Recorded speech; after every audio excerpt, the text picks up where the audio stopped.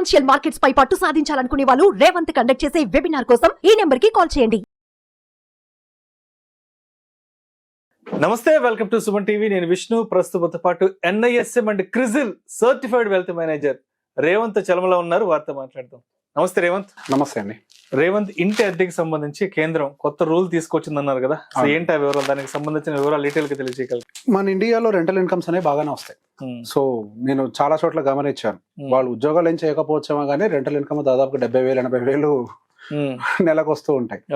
So మనకున్న traditional practice ఏంటి అని అంటే, అయితే రెంట్ ని వాళ్ళు క్యాష్ రూపంలో తీసుకోవటము, లేదా ఏదైనా ఫోన్ పే తీసుకోవడం, ఏదో చేసుకుంటారు. కానీ దాన్ని ఎట్టి పరిస్థితుల్లో కూడా డిక్లరేషన్ ఇవ్వరు ఐటీకి. సో ఇప్పుడు రీసెంట్ గా చెప్తుంది ఏంటి అని అంటే, మీకు రెంటల్ ఇన్కమ్ యాక్చువల్ గా రూల్ ప్రకారం ఇది ఇప్పుడు కాదు, ఎప్పటి నుంచో ఉంది. రెంటల్ ఇన్కమ్ అనేది మీకు వస్తుంటే రెంటల్ ఇన్కమ్ మీరు డిక్లేర్ చేయాలి.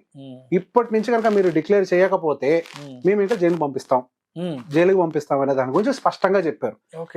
సో రెంటల్ ఇన్కమ్ ఇప్పుడు మన హైదరాబాద్ మహానగరం కానీ, బెంగళూరు కానీ, అది ఏ ఊర్లో అయినా సరే రెంటల్స్ అనేవి విపరీతంగా సంపాదిస్తున్నారు. ఆ వచ్చేదాన్ని డిక్లేర్ చేయకపోవటం వల్ల గవర్నమెంట్ కూడా ఒక రకమైన నష్టం. ఏంటనేది గవర్నమెంట్ డిక్లేర్ చేయాలి. ఎస్. అండ్ దాంతో పాటుగా రెంటల్ అగ్రిమెంట్ ఉన్నా లేకపోయినా చూసి చూడనట్టుగా అట్లా వెళ్ళిపోతూ ఉంటున్నారు. సో బేసిక్ గా రెంటల్ అగ్రిమెంట్ అనేది కూడా క్లియర్ గా ప్రిపేర్ చేసుకోవాలి. అండ్ ఏవైతే రెంట్స్ వస్తున్నాయో వాటి ఇన్వాయిసెస్ కూడా మీ దగ్గర క్లియర్ గా ఉండాలి. సో బేసిక్ ఇంతకు ముందు ఏదైతే అన్ఆర్గనైజ్డ్ గా ఉందో దాన్ని ఇక్కడ నుంచి ఆర్గనైజ్డ్ గా మెయింటైన్ చేయాలి అనేది ఇప్పుడు వస్తున్నటువంటి కొత్త గవర్నమెంట్ రూల్. సో మనకి అదే ఎంప్లాయీస్ విషయంలోకి వస్తే they will have different incomes. Salary వస్తే శాలరీ ఉంటుంది, ఏదైనా బిజినెస్ వస్తే బిజినెస్ ఉంటుంది. ఎంప్లాయీస్ కి జనరల్ గా ఉండే కామన్ ఏంటి అని అంటే, other than salary rental income source కూడా ఉంటుంది. సో చాలా మందిని గమనించినప్పుడు వాళ్ళు శాలరీని ఒక్కటే మెన్షన్ చేస్తున్నారు కానీ రెంటల్ ఇన్కమ్ సోర్స్ అసలు మెన్షన్ చేయట్లేదు. ఈ రెంటల్ ఇన్కమ్ సోర్స్ అనేది మెన్షన్ చేయకపోయినా కానీ ఇక్కడ నుంచి చట్టరీత్యా నేరంగా పరిగణించి మిమ్మల్ని జైలుకి పంపిస్తాము అనేది. సో బేసిక్ గా దీని వెనకాల ఇంకొన్ని రీజన్స్ కూడా ఉండొచ్చు. సో ఈ రెంటల్ ఇన్కమ్ అంటే రెంట్స్ అనేవి అబ్నార్మల్ గా పెంచుకుంటూ పోతున్నారు. దానికి ఒక నియంత్రణ లేకుండా పోతుంది. అది లేకుండా పోవడానికి గల కారణం ఏంటంటే, అది అన్ఆర్గనైజ్డ్ గా ఉండటం, దానికి ఎటువంటి డాక్యుమెంటేషన్ లేకపోవటం, మానిటరింగ్ లేకపోవటం, దానికి ఇన్వాయిసెస్ లేకపోవటం, ఈ రీజన్స్ అన్ని ఉన్నాయి. సో బేసిక్ గా దాన్ని ఆర్గనైజ్డ్ గా చేయాలి అని అంటే దానికి లీగల్ డాక్యుమెంటేషన్ ప్రాసెస్ ఉండాలి. రైట్. మీరు ఎంతెంత వసూలు చేస్తున్నారు అనేది లీగల్ గా మీరు రిపోర్ట్ చేస్తూ ఉండాలి. ట్రాన్స్పరెన్సీ ఉండాలి. సో ఒక రకంగా దీన్ని కంట్రోల్ చేయటం కూడా ఒక భాగమే. సింపుల్ ఎగ్జాంపుల్, ఇంతకు ముందు ఆధార్ ఒట్టిని తీసుకొచ్చాను, సింపుల్ కార్డ్ అన్నారు, మ్యాండేటరీ చేయలే. నెక్స్ట్ అదే జరుగుద్ది, దీని విషయం కూడా అదే జరుగుద్ది. ఇప్పుడు ఏదైతే మీరు రెంటల్ ఇన్కమ్ ని పెట్టుకుంటున్నారో దానికంటూ కొన్ని నియమాలు ఉంటాయి. మీరు అడ్డగోలుగా రెంట్లు పెంచుతా చేస్తా అంటే అది కుదరదు.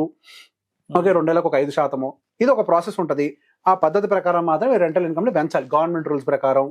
దాని ప్రకారమే మీరు ఐటీ రిటర్న్స్ అని కూడా ఫైల్ చేస్తూ ఉండాలి. నచ్చినట్టుగా చేయడానికి అవకాశం లేకుండా చేసే ప్రయత్నమే అంటే to control. I believe actual గా వాళ్ళకి ఏదో ట్యాక్స్ వస్తుంది అన్న దానికంటే కూడా ఇన్ఫ్లేషన్ కొంతవరకు కంట్రోల్ చేయడానికి ఇది ఒక కీ ఎలిమెంట్ గా ప్లే చేస్తుంది డాక్యుమెంటేషన్ ప్రాసెస్ లోకి తీసుకొని వస్తే. సో ఇక్కడ నుంచి మనం ఎవరైతే ఆ ఐటీ రిటర్న్స్ ఫైల్ చేస్తున్నారో అసలు చేయట్లేదు, కొంతమంది ఇన్కమ్ ట్యాక్స్ వాళ్ళకి ఇన్కమ్ అనేది రెంటల్ నుంచి వస్తుంది కానీ ట్యాక్స్ ఫైల్ చేయరు. ఇక నుంచి మీకు ఏదైతే ఇన్కమ్ వస్తుందో అది రెంటల్ ఇన్కమ్ అయినా సరే ఖచ్చితంగా ఫైల్ చేయాల్సిందే. ఒక లిమిట్ దాటితే GST కూడా కట్టాల్సిందే. ఎస్, రెంటల్ ఇన్కమ్స్ కి GST కూడా ఉంటది ఒక అమౌంట్ దాటిన తర్వాత. సో అది మీకు CA తో డిస్కస్ చేసుకొని మీరు ఏదైతే ఆ స్లాబ్ లోకి వెళ్తున్నారో, ఒకవేళ మీరు ఆ స్లాబ్ లో ఉన్నట్లయితే GST పే చేయండి, ఇన్కమ్ ట్యాక్స్ కూడా పే చేయాలి. చేయకపోతే చట్టరీత్యా నేరం.